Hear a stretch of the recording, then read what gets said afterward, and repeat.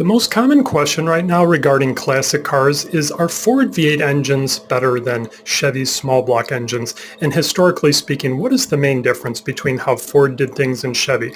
And the general answer is to say, hey, Chevy and Ford both made some great engines. And actually most of the comments will say that. There's not as much back and forth as I was expecting. But the one difference with Ford is the engine families. See, when the Ford Edsel did not succeed, I think Ford put more of their emphasis into the different engine families, where Chevy and General Motors started to consolidate with the corporate engines. So Ford had to do a little more experimentation to keep in step with what Chevy was doing. So a lot of the vehicles you see here are examples of the 2.3 Pinto engine or the turbocharged Lima engine or the 4.6 SOHC modular engine. And just to give some perspective, the Model T was the original pioneer of a mass-produced vehicle that sold 4 million units in 2023 and 2024. Ford sold over 4 million Model Ts. And then the modern assembly line, which is essentially a conveyor belt system,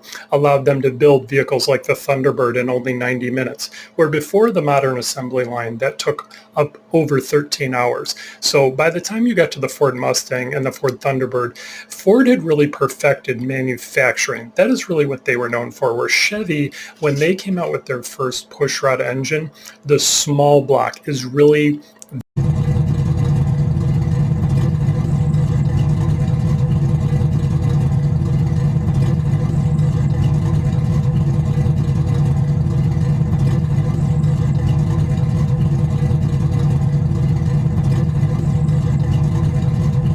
Ford had a lot of great inventions and innovations in their modern history, but probably the most important one is the modern assembly line that allowed the Model T to be built, and eventually the famous Ford Flathead, which allowed the engines to be built in 90 minutes as opposed to 13 hours.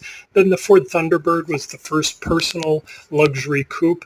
The Mustang was the first pony car, and the evolution of all the V8 engines that Ford came out with.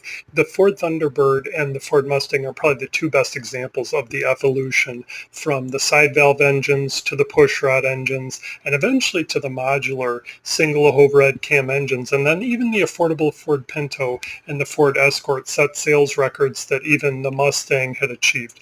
Then eventually the Thunderbird and the Mustang had to evolve with the newer CAFE standards. So they had to have more fuel efficient engines. And into the end of the 20th century and the 21st century, they switched to what's called the modular single overhead cam engines. But the Model T and the modern assembly line really set the tone for Ford as to constantly be evolving. And if